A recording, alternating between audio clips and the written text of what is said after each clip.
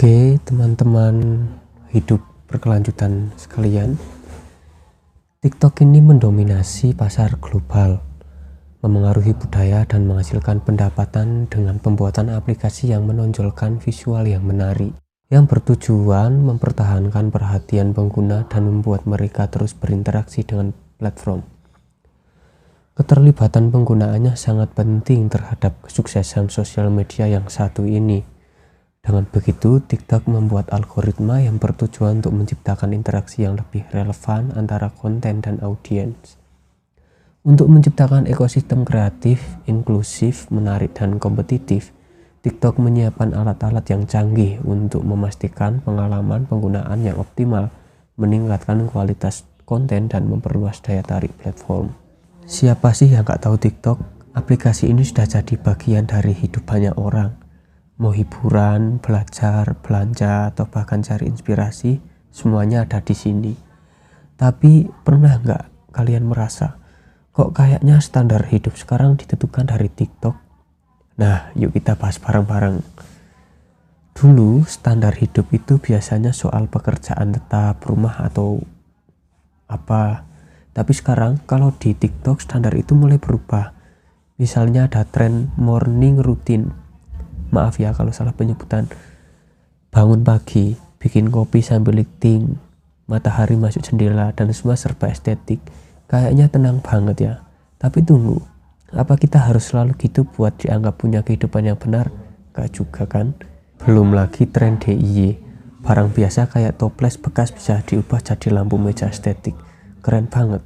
Tapi jangan sampai stres kalau kamu gak sempat bikin kayak gitu. Ingat, mereka bikin konten buat inspirasi, bukan buat bikin kita minder. Nah, ada juga nih TikTok Shop. Siapa yang pernah belanja karena lihat rekomendasi di FYP? Jangan malu, aku juga pernah. Tapi di balik serunya belanja, penting juga buat tahu batas. Kita lihat saja dari segi ekonomi. Di TikTok sering kita temui orang-orang dengan mudahnya check out barang branded, belanja tanpa pikir panjang, atau menunjukkan hasil renovasi rumah mewah. Sementara itu, di sisi lain layar, kita sendiri mungkin sedang mengatur gaji UMR yang pas-pasan untuk kebutuhan sehari-hari. Rasanya seperti ada jurang besar antara apa yang kita lihat dan apa yang kita jalani. Faktanya, banyak konten yang kita lihat di TikTok berasal dari sebagian kecil orang yang memiliki akses lebih pada sumber daya ekonomi.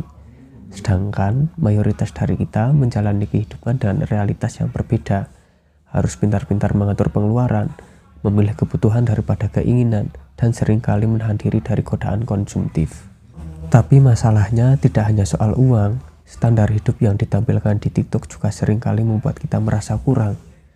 Kita jadi bertanya-tanya, kenapa hidup saya tidak seperti itu? Padahal yang kita lihat hanyalah potongan kecil dari kehidupan orang lain yang seringkali dikurasi dengan sempurna untuk terlihat ideal. Selain soal ekonomi dan gaya hidup, ada satu aspek lain yang sering terpengaruh oleh standar TikTok, percintaan dan asmara. Kita sering melihat pasangan yang tampak sempurna, surprise dengan hadiah yang mahal, dinner di tempat eksklusif, atau momen romantis yang dirancang seperti film.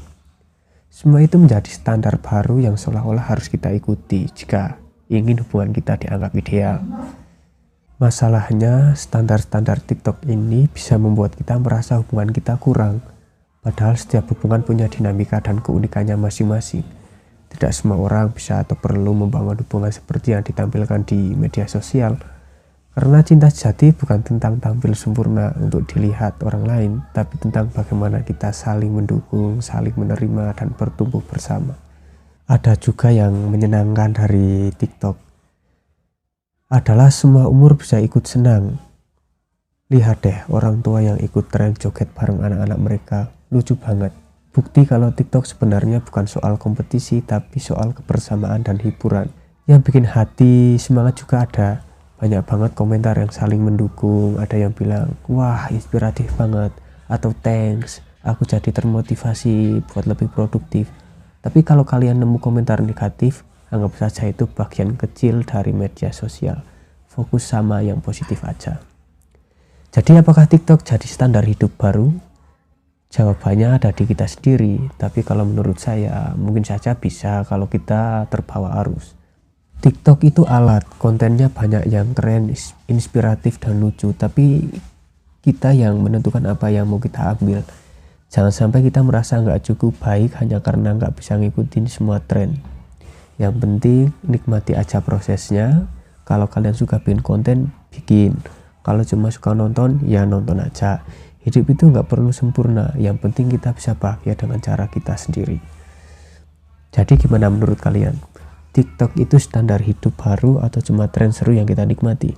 Tulis pendapat kalian di kolom komentar ya. Jangan lupa like, subscribe, dan share video ini kalau kalian merasa ini relate. Sampai jumpa di video berikutnya.